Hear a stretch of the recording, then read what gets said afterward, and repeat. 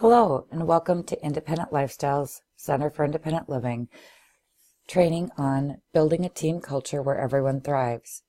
I'm Kara Ruff, founder and executive director of Independent Lifestyles and Camp Bliss. After founding the organization in 1997, it was always my dream to create the best environment possible for our team. We do hard work. We're often involved with grief, loss, poverty, issues of disability, so it's crucial that we have an environment where our employees thrive and our mission gets accomplished. Oftentimes you hear staff saying, "Who am I and what am I doing here?" Well, that's a good question. We spend almost 100,000 hours at work. That's about 48 years. It benefits every person in the organization to ask themselves this question, along with, what can I do to make it the best environment possible? Our team deserves the best. So what's going on and what is the cost? 51% of the U.S. workforce is not engaged. Those employees cost between $400 and $550 billion annually. They cause massive losses in productivity. And 16% of employees said they felt connected and engaged by employers. That's not very high. So that's why it's so important. We spend so much time and energy. Over half of employees leave because of a bad boss or environment. And it's not what you do, it's how you do it. With a healthy culture, you are 5 times more likely to produce your mission. And that's what we're all here for. So how did we build a thriving culture at Independent Lifestyles? There were several principles that we used. One that we continue to grow with is the concept of servant leadership. It's really more than a philosophy. It's a daily practice of behaviors. The 9 behaviors of servant leader include to serve first, build trust, live your values, listen to understand, think about your thinking, add value to others, demonstrate courage, increase your influence, and live your transformation. I have many more tutorials and videos and books if you're interested in learning more about how we implement and practice servant leadership. The other thing we did was getting everybody's input. You can't create a culture where no one feels a part of or no one has a say of. So in all the things that I'm going to describe that made our culture what it is today was based on getting everyone's input. Lastly, we took the parts and pieces from models that are already developed and are very functional and have served us very well. I don't like to be a purist in anything, and so I found that taking parts and pieces of the models already out there would be the best for us. Again, getting everyone's input was critical in this process. But it's something that I'm really, really proud of and have done several community-based trainings on how to build a culture where everyone thrives for entities like the VA and Human Services. One of the parts and pieces I stole the most from is something called the Oz Principle. It was written by Roger Connors, Tom Smith, and Craig Hickman, and it has a bunch of great principles and concepts that we use as part of our culture. At the end of the story of Oz, we see that each of them eventually rises above their circumstances and shortcomings to achieve the results they wanted. Their success comes not by the magic of some wizard, but by their working together and finding the power within themselves to achieve their desired results. Accountability, like empowerment, is something you do and for yourself.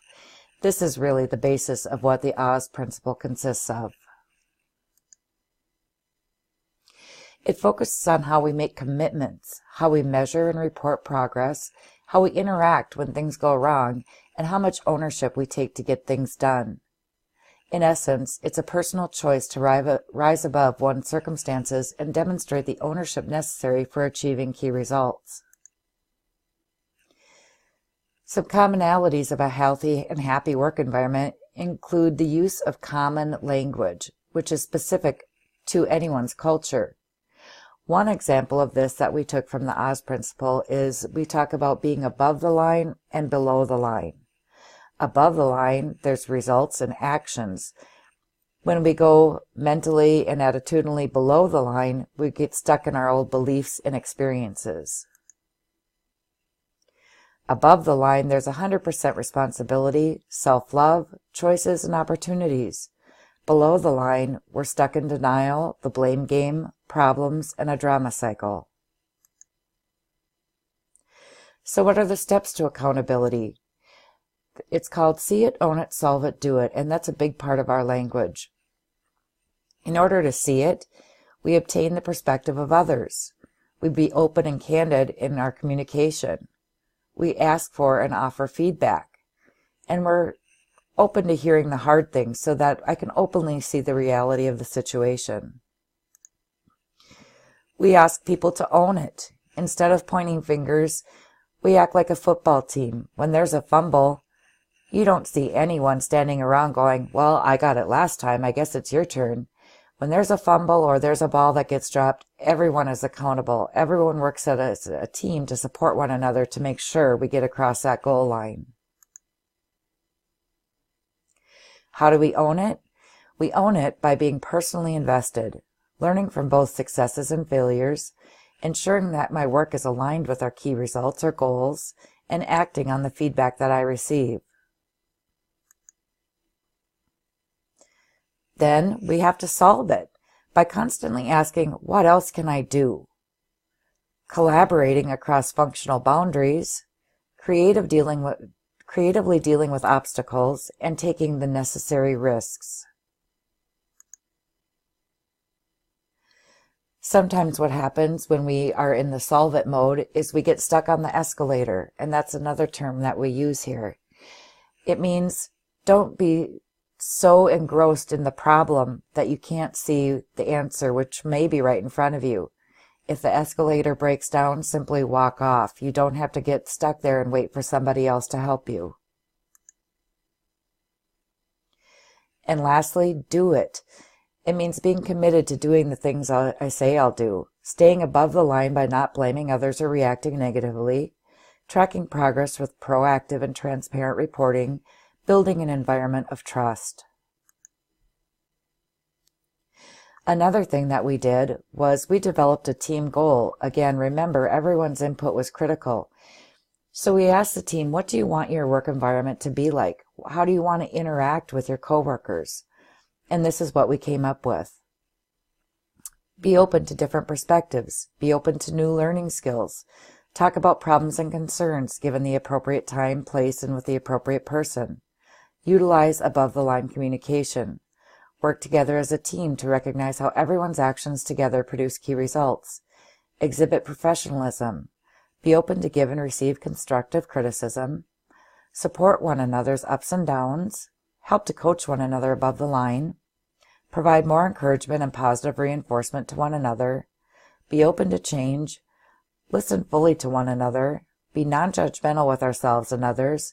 Develop respectful relationships with one another, and transfer and extend these principles to our consumers and the community. So then, we asked the staff to come up with our 3 key results. What is it that ultimately we do and that everything we do leads to? So our 3 key results that everything we do at Independent Lifestyles and Camp Bliss result in are that people are empowered to live their best lives. The face of ability is redefined, which means we get the community, ourselves, and our consumers to see themselves and others in a way that leads to empowerment and ability versus helplessness and in need of help. So we're changing the face of ability.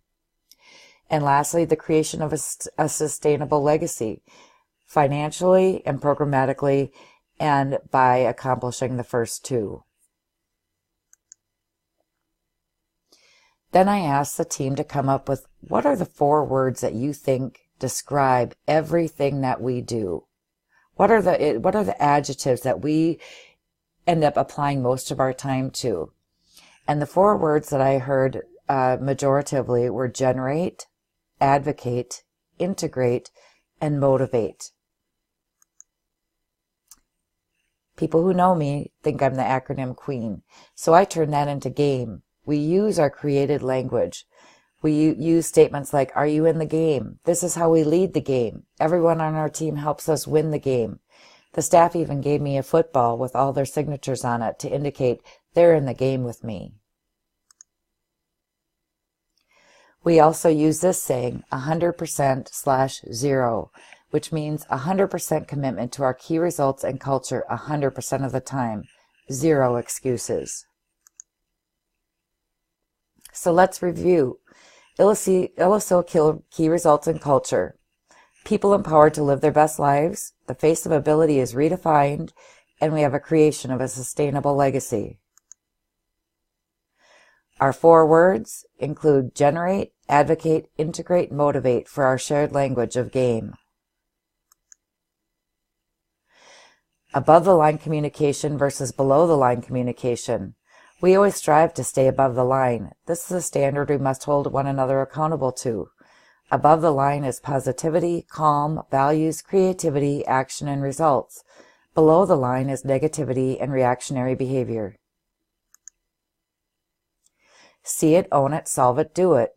It's a personal choice to rise above one's circumstances and demonstrate the ownership necessary for achieving key results. 100%/0. 100% commitment to our key results and our culture 100% of the time. 0 excuses. Don't get stuck on the escalator when you're in the solving mode.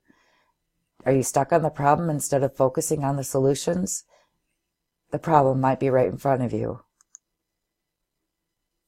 And lastly, of course, but not least, is our mission, a team promoting independence and choices for people with disabilities, their families, and community.